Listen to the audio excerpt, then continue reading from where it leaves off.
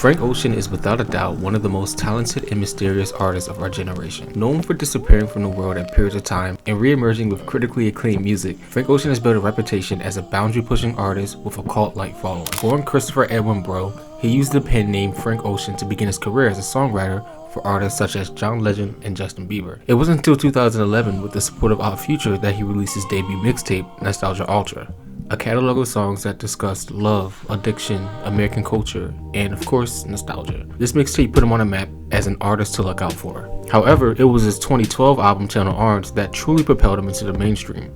Released under the record label Def Jam, the album was praised for its innovative sound and themes of love, heartbreak, and social commentary. The success of Channel Orange earned him several Grammy nominations and cemented his place as one of the most exciting new artists in music. With 2 projects back to back, the world was anxious to see what was next for this promising new artist. But suddenly, he vanished. Frank Ocean was already known for his reclusive nature and reluctance to engage with the media. He rarely gave interviews and maintained a low profile, which only added to his mystique. For the next almost 5 years, there will be very minimal news about the artist Frank Ocean. Behind the scenes, Frank Ocean was being finessed by his record label Def Jam. Frank was stuck in a 2-album contract with Def Jam, and the record label was taking massive amounts of profits from his streaming numbers, leaving him with little to nothing netted from what his music actually grossed. And if this wasn't bad enough, Frank Ocean's dad was also suing him around the same time. Frank eventually realized that he made a huge mistake signing a 2-album contract with the record label because it limited his creative freedom and left him with little control over his own music and financial earnings. This is an unfortunately common issue in the music industry, where new artists can often be found taken advantage of by record labels through complex contracts and unfair financial arrangements. Now, there's a theory, and if anything happens to me after I bring up this subject, you know what it is. Yeah, the music business plays this Jedi mind trick on you. The whole thing's set up to be rapacious and take advantage of your weakness. If you get success and you have leverage, they'll get out of your way because you're making them a lot of money. I was recording the albums myself in my own studio. So the way I looked at it, I owned the work because I paid for it. And I did all the work, I created it, so I felt like it should belong to me. But the minute you're not making them as much money, then they step in and they start playing these Jedi mind tricks on you. The companies felt otherwise, and they would always hold this contract up and say, well, you signed it. And I say, well, I understand that. It's not like I want to leave, I just want to, talk about this thing and see if we can't make it more fair. Of course, they wouldn't change, because if they changed, they wouldn't really exist. But Frank Ocean had a plan, one that would go down as the biggest industry finesse of the century. Frank had one more album he was obligated to make for the record label. He couldn't use Nostalgia Ultra as a second album because it technically can't be an album if the samples of the project aren't cleared. And Def Jam had no interest in even attempting to clear them because they didn't want him to fulfill his contract. Feeling trapped and vulnerable as an artist, Frank realized he had to beat Def Jam at their own game if he ever wanted to get out of this situation. In early August of 2016, the rollout for Frank Ocean's new album Endless was underway. Everyone was excited for the release of the project, but something was off about it. This project wasn't put together like any other album with tracks, but instead a 19-day live stream that was only available through Apple Music, which seemed to go on forever or endlessly. The live stream showed Frank Ocean building a staircase with parts of his new album Endless playing every now and then. Fans were excited and Def Jam was confused. But once the Endless live stream that seemed endless was finally over, Def Jam realized what had just happened. Frank Ocean released his 45-minute visual album Endless under the record label for Def Jam, successfully fulfilling his contract obligations. What Frank had done was purposely make his new album a waste of time to minimize the sales that Def Jam would receive from the new project, basically giving the record label a taste of their own medicine. He had a deal and he didn't put out an album in 4 years.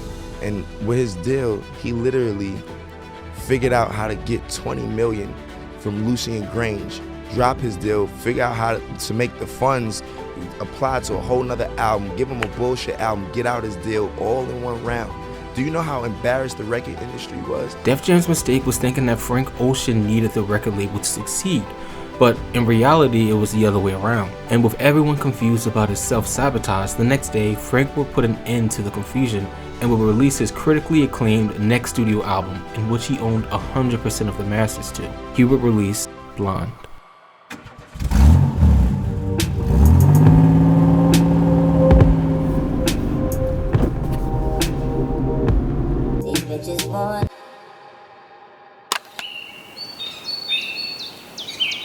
Frank Ocean's Blond is a beautifully written 17-track album about love, nostalgia, immaturity, innocence, regret, purity, and so much more. He dissects these topics through telling multiple stories of lessons he's learned through his relationships over the years. A lot of themes and narratives in this project revolve around growing pains in the process of self-discovery. I think this is why so many people around my age resonate with this album so much. It's an album about growing up and figuring out who you are as a person. The themes of love, nostalgia, and regret are all things that many young adults can relate to as they navigate the complexities of relationships, reflect on their past experiences, and try to come to terms with the person that they're becoming. The first track of the album, Nikes, opens up and almost engulfs you into the song like heavy waves crashing into each other. With its rich textures and dreamy atmosphere, you immediately realize that you've entered this beautiful, uncharted world that's blonde. The theme of materialistic hedonism and how it can impact our lives is explored on Nikes. The track makes reference to Nike shoes, shiny gold and glitter, and indulgent fantasies, serving as a critique and a warning of a materialistic lifestyle. The first verse of the song conveys just that. These bitches want Nike. This is a setup. They looking for a check. Oh my God. Tell them it ain't likely. This bitch. When Frank says looking for a check, it has multiple meanings, serving as a triple entendre.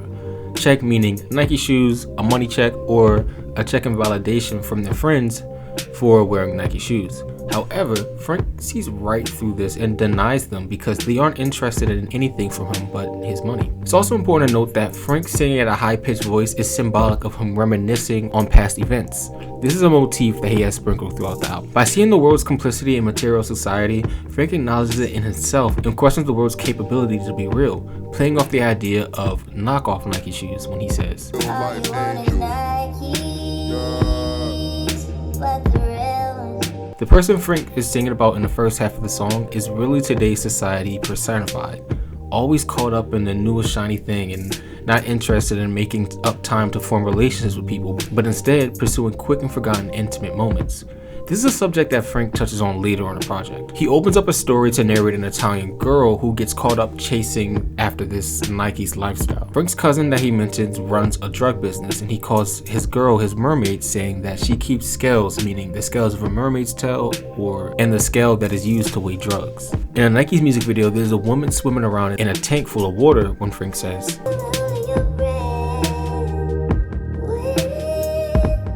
the Italian girl obviously isn't a real mermaid, as it shows her struggling to breathe underwater, or in a literal sense struggling to fit into her surroundings. Now she's weighted down and holding her breath, meaning that she's stuck in a lifestyle that's holding her back. In the very next line, Frank reveals that this woman never really had a chance anyway. If you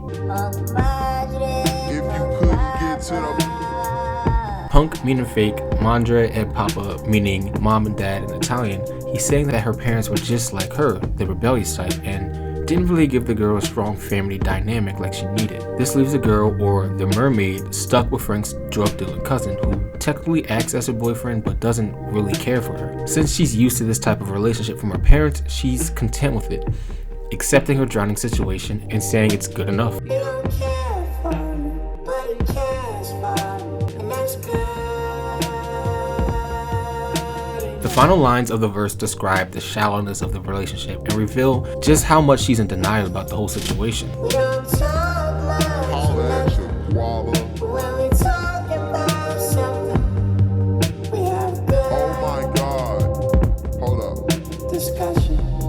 There's a pause in the words good and discussion, showing how the girl doesn't even know the meaning of a good discussion. It only says that as an attempt to make her situation sound better to herself. In the second verse of the song, the pitched up vocals disappear from Frank's voice, signaling that we're now in the present, where he talks about how this Nike culture affects him personally. He starts the verse off by stating that he's the one in control of his music and he's the one in control of his art at the end of the day, letting both record labels and his fans know that they can predict when music will come out, but ultimately he creates his own future. Let you guys prophesy.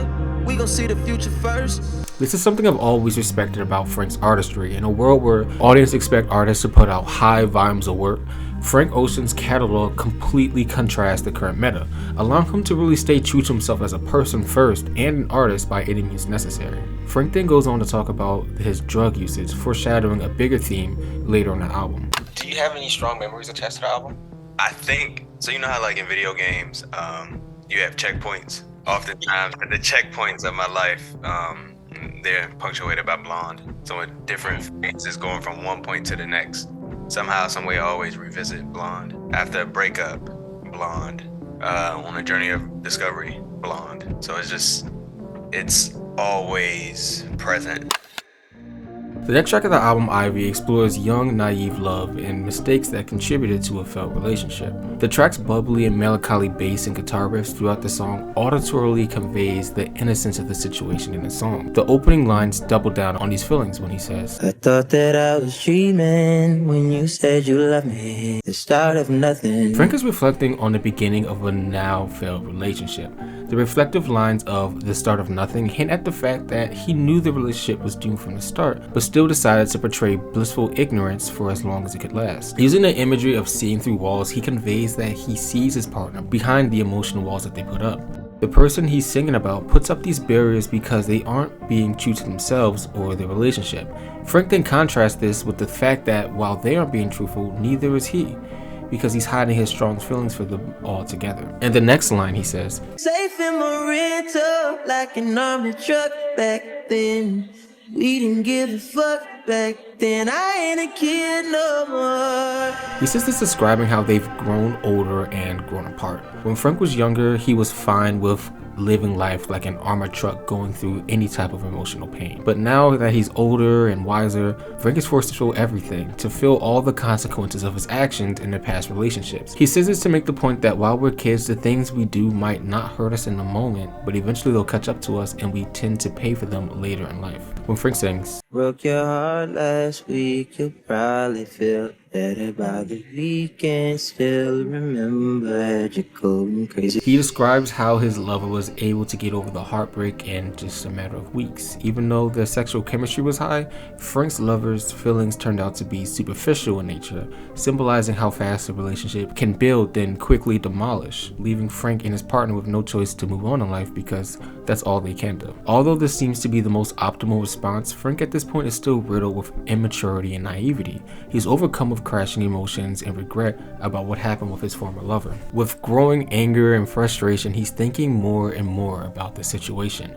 I've always imagined him lying alone in bed at night while these thoughts are playing through his head in this part of the song. All the things I didn't mean to say, I didn't mean to do. There were things you didn't need to say, did you need to? Frank ultimately lies alone angrily, and out of desperation, he chaotically ends the song with,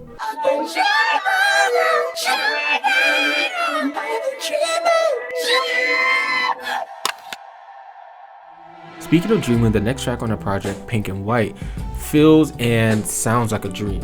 In this song, Frank is a little bit more mature and wiser after help from the song's muse teaching him how to accept things in his situations as they are. In the song, Frank describes how the color of the sky is completely out of his control. Today, the color happens to be pink and white, which is beautiful to him, but tomorrow it could be another color, and that's okay. Then he compares this realization to his muse, saying, It's the same way you showed me. Nod my head, don't close my eyes. Halfway on a slow move. It's the same way you showed me. The person Frank is singing about taught him to accept that he can't impose his will on other people. With their help, Frank learns to embrace what he can't control, including his love for the person he sings about. So he nods his head and doesn't close his eyes, symbolizing he's learned to say yes to a situation instead of fearing what he can't ultimately control. Besides the realization Frank sings about, the song Pink and White is absolutely beautiful from a sonic standpoint. The song just feels like love personified, with its bubbly bass and dancing piano completely engulfing the track, and this is all accompanied by a buttery sounding guitar. Then there's these subtle synths that slowly build tension as Frank comes to a realization, only to disappear, audibly displaying that the anxiety Frank had about letting go was all in his head. Towards the end of the song, we're also blessed with some beautiful harmonies from Beyonce, which is absolutely angelic on its own. The song ends with Frank and a listener wiser and at peace for accepting the situation. Okay, before I get into this track, did y'all know that this is not Frank Ocean's mom talking on the phone? It's actually a woman named Rosie Watson, one of Frank Ocean's friend's mom. This is also the same person who was talking on a skit, Not Just Money, from Channel Art. The track's message is pretty simple and to the point. Rosie is advising Frank not to indulge in drugs because of the effect that it will have on you, and she also warns him not to be a follower and to be himself at all times, regardless of the situation. Don't use that cocaine or marijuana because that stuff is highly addictive.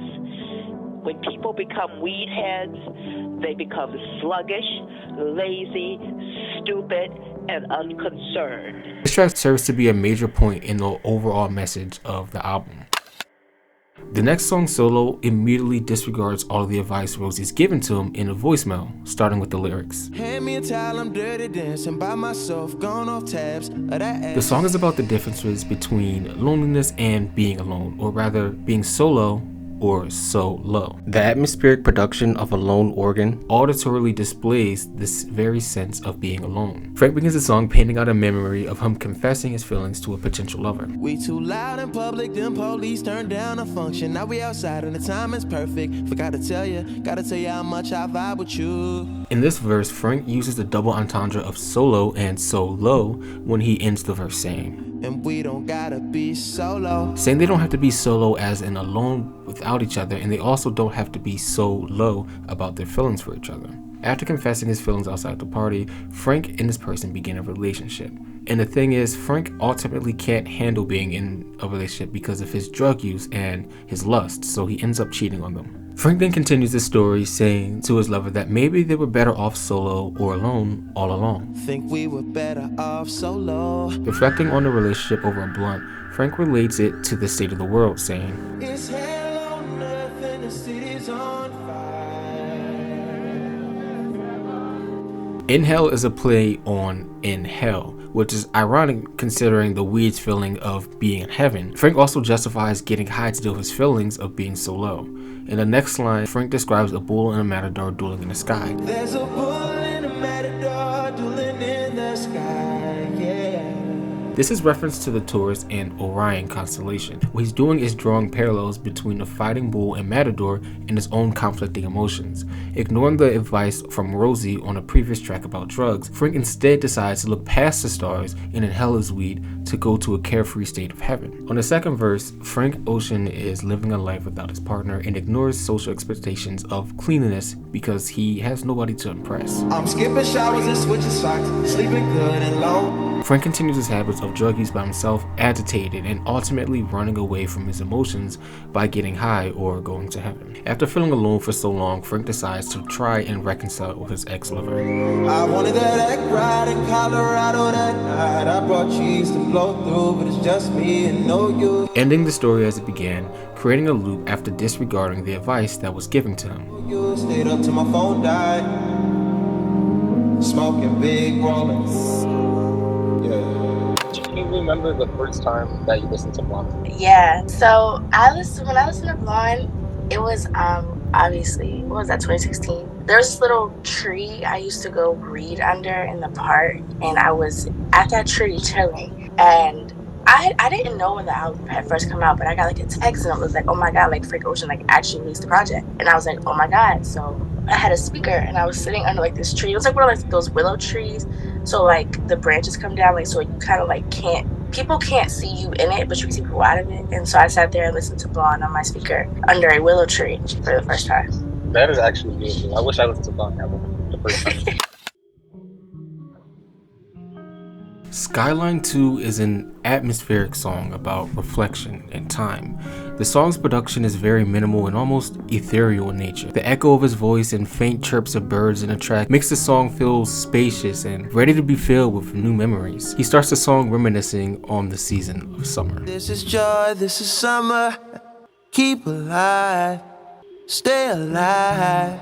Saying this is joy, this is summer is a representation of a season acting as an emotion to him. This is something I can personally resonate with. Frank sees summer as a chance for him and his partner to explore love and live life to the fullest. Frank also touches on how fast time can fly as we get older when he says, that's a pretty fucking fast year flew by. I find it really interesting how the guitar and drum pads on the song are muted, almost auditorily representing how life can go so fast it feels like a blur. It begins to blur, we get older.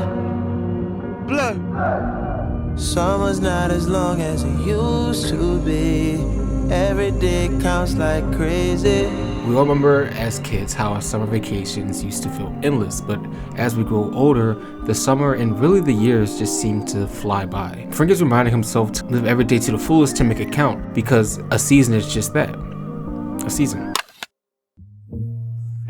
Self-Control is probably one of the most raw songs in our album, featuring just Frank's voice, some harmonies, and electric guitar in the background. It's a bittersweet ballad where Frank describes a relationship that's slowly falling apart.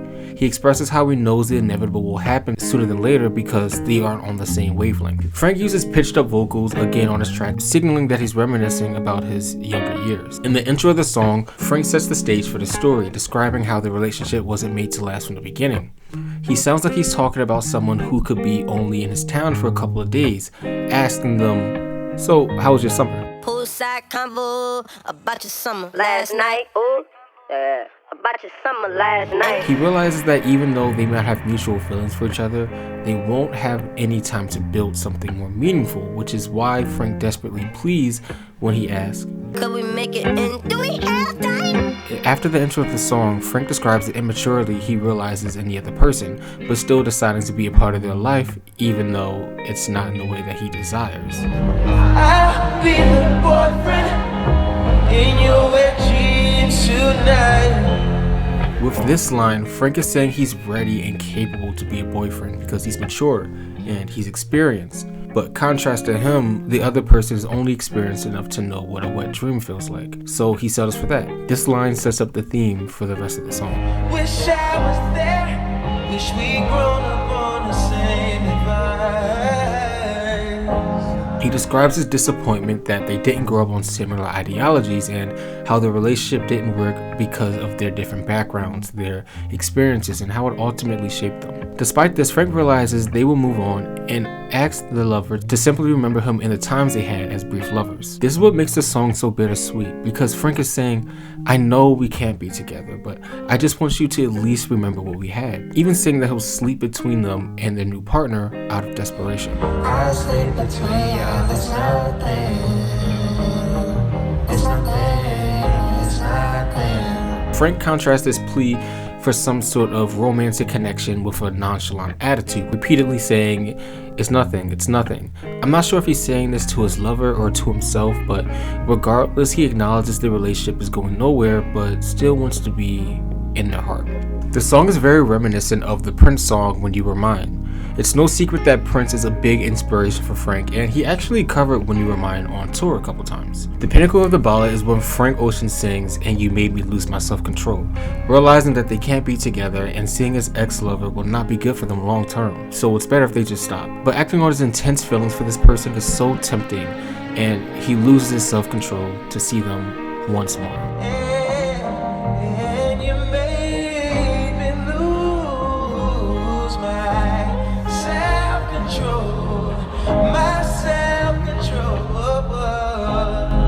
The outro wraps up the song so beautifully eloquent and perfectly. The once minimal production has evolved into multiple pulsating layers of vocals alongside these winding, drawn-out synths echoing through space while the guitar continues to strum along to this now chaotic atmosphere that is Self-Control.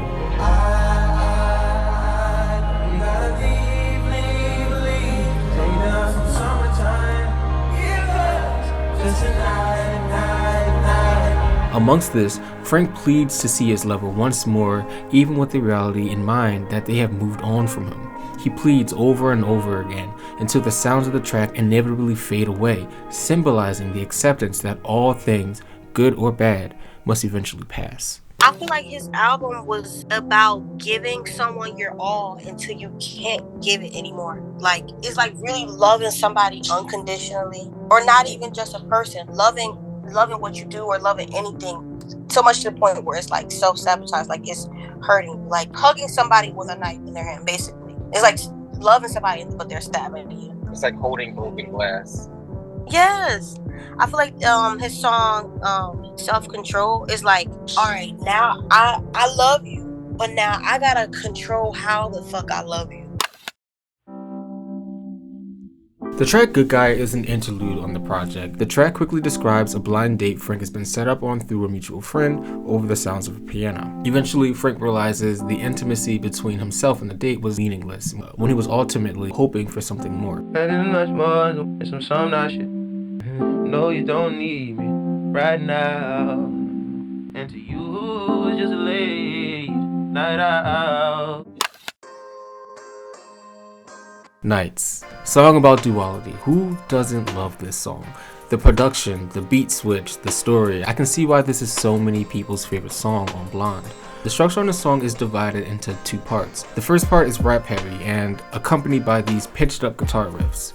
In the second part, the music turns somber and slow, serving as a parallel to a crash after a drug high. The change in tempo after the rushing electronic buildup is used to signify the half point of the album, exactly 30 minutes into the 1 hour project. This plays on the idea of duality established throughout the album, which I'll explain later. The album cover and title also resembles this sense of duality. With the album cover spelling blonde and the title of the album being blonde with an E, this is used to resemble the duality of the feminine and the masculine. Blonde with an E being the feminine and blonde without an E representing the masculine. But like I said, more on this later. Solo Reprise features a solo from the legend himself, Andre 3000 from Outkast.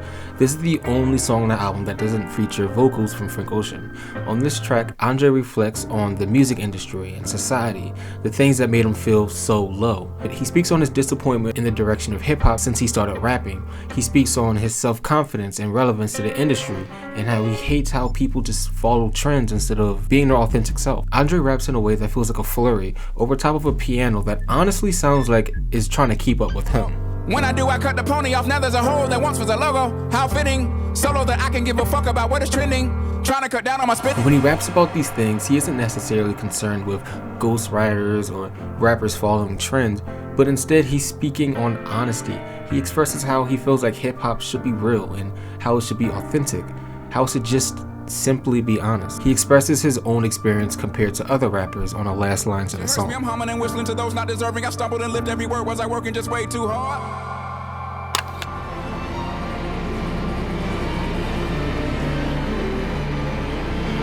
One of the more experimental and chaotic songs, Pretty Sweet, honestly feels like a fever dream to me. Almost like I'm falling out of this infinite sky of sonic chaos throughout the song, but it's coupled with this strange feeling of bliss. The free-from nature of the structure and everlasting reverb of voices coming and going and coming again give me this feeling of unpredictability and unhinged creativity, which I can honestly appreciate. Personally, this song to me is more about the feeling of the music rather than the lyrics, although he does have lines about duality scattered throughout the track, reflecting on how mothers and fathers should both be kind to each other for the sake of their children, for example. The feeling of the song to me is like an everlasting high. Even though Frank may be in a low point of his life, he still finds time for gratitude in the situation. This song is a praise of the chaotic randomness that we call the human experience. What you just said reminds me of this, I might butcher it, but it goes something like, who you are now as an adult is the person that you needed as a child.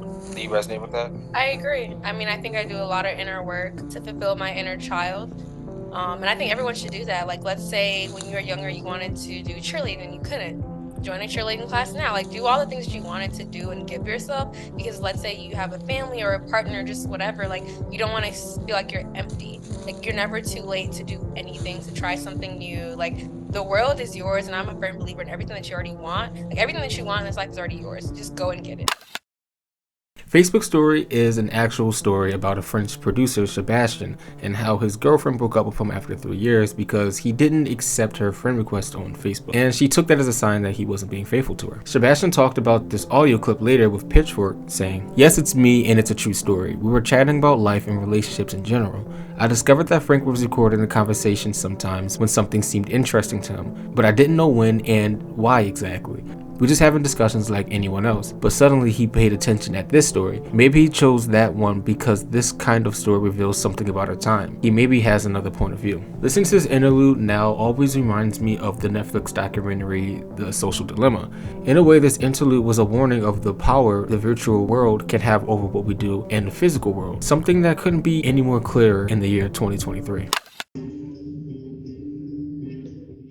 Close to You is another short track. In this song, Frank Ocean sings with a prismizer, and if you don't know what that is, a prismizer is an audio effect that manipulates the pitch and tone of your vocals in real time. It uses a combination of delay, reverb, and pitch shifting algorithms to create this digital sounding effect, layering and glitching over top of itself. Bon Iver is actually known for using it on his song 715 Creeks. I remember something. Being Russian kissing on a night second to last. I think Frank using this glitchy-like effect is symbolic of the previous interlude where Sebastian talks about losing his relationship over social media, something in a digital age. In the outro of the song, he pays homage to Stevie Wonder as he used some of his lyrics in the song with the same prismizer effect, although Frank's use of the effect was a lot more subtle than Stevie's. They love to be close to you.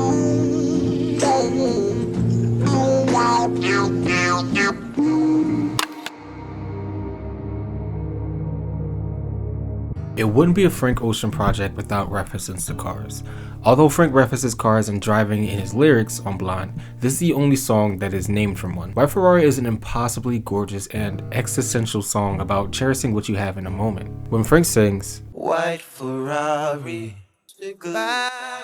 The color white symbolizes the purity and innocence of the time, and Ferrari, being an expensive car, symbolizes how rich the time was for him. This song is about something so simply sincere, so raw, and so rare. Frank reveals that this song is about a young love situation he had at just 16 years old. He was blissfully naive, and he was overcome with these new strong emotions, and that feeling was something he never wants to forget about. 16, how was I supposed to know? And you know anything? On the third verse of the track, the warm synths that feel like they're hugging you in some sort of everlasting embrace suddenly fade and are immediately replaced with a warm strum of a guitar that sounds like it's walking along with Frank as he reminisces on these fond memories. I care for you still and I will forever.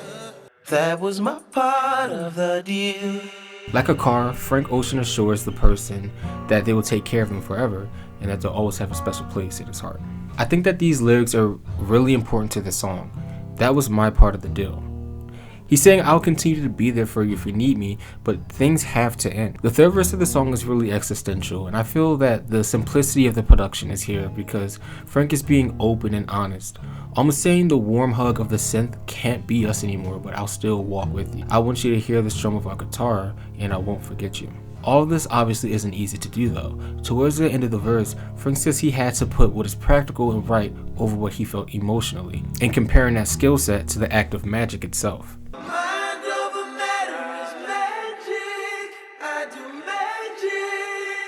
In the last lines of the song, Frank contemplates what our mind is. He's hopeful for a future with a partner who isn't. Frank's saying that skulls are just bone structures that hold our brain, which houses our thoughts and our dreams. So he asks, is this just a prison that we're in? You dream of walls that hold us in prison.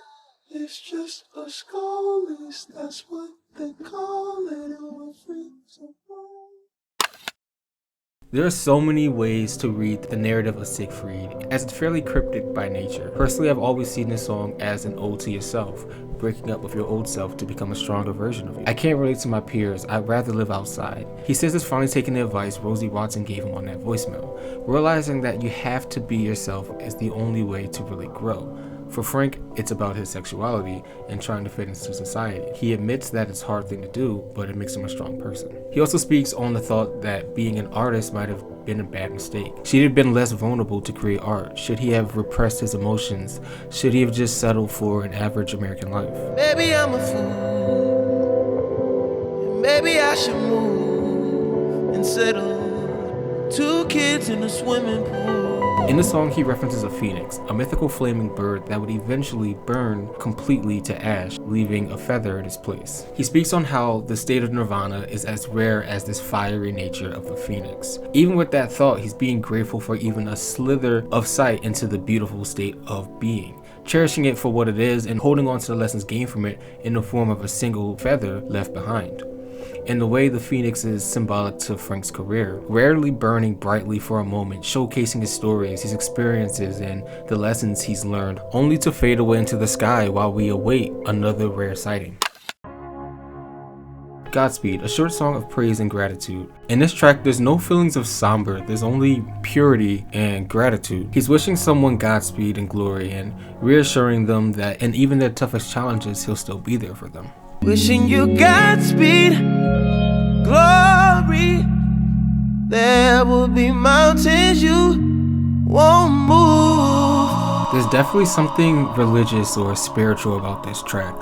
Frank is in a space where he feels nothing but love and gratitude for the person, regardless of any hurt, regardless of any situation, and regardless of any future outcome. It seems that he's reached this state of unconditional love and acceptance. This type of feeling and emotion is often associated with spirituality or religion, as it goes way beyond the physical realm and taps into something deeper, something more meaningful. I can never cover all the themes and ideals that's been presented to us from this album. A friend of mine told me that one of the best things about music is how so many people could listen to an album and have different songs stand out to them, meaning more to them or getting them through different times in their lives. And I couldn't agree more. Frank Ocean's Blond is a once-in-a-generation album in my opinion. It speaks to so much more than just relationships, breakups, and love. It speaks to people. Do you have any dreams? Dreams? What do you mean? Like goals? Oh, like goals in life. Basically, like my book club, I feel like I really have dreams for that to just have longevity. I want to be able to look up, and it's been 3 years already, but I want to look up in like 10 years and be like, I kept a book club for 10 years. I want to be an architect. I really am into design. That's been my dream since I was a little kid. To really make an impact on people's lives. In what form that might take, I don't know. But I know that there's going to be an impact somewhere, somehow. Godspeed, it just, I don't know. It's like a nice final keepsake, I guess, of the person or persons or things that you've lost. You know what's crazy? Everybody says Godspeed. Hey. Like everybody mentions that song. Frank really shitted on with that one. Every summer, you have to roll down the windows and put your foot up on the dash and listen a lot. Driving down the highway and looking at all the pretty buildings, I'm like, I want to be somebody that creates something in a space that's just so beautiful. A dream of mine, I would say, is to write a book. And not just write it, but it like be something. And it like just snowball. Like it's a book and it's a show. It's a movie, it's this, it's that. I want to be on my Icess type stuff. A lot of times people are afraid of what they're supposed to become. And some people don't know what they're supposed to become. But for me, it's a fear of failing. And it's a fear that, what if I'm so good at this that it just, I don't know. Blond explores a range of themes and experiences, from love and heartbreak to identity and self-discovery. It challenges us to look back on even our most painful moments we've experienced and dare to smile. It reminds us of the good, the bad, and the ugly of growing up. Because even if you cut your hair, it's important to remember the joys of a blonded life.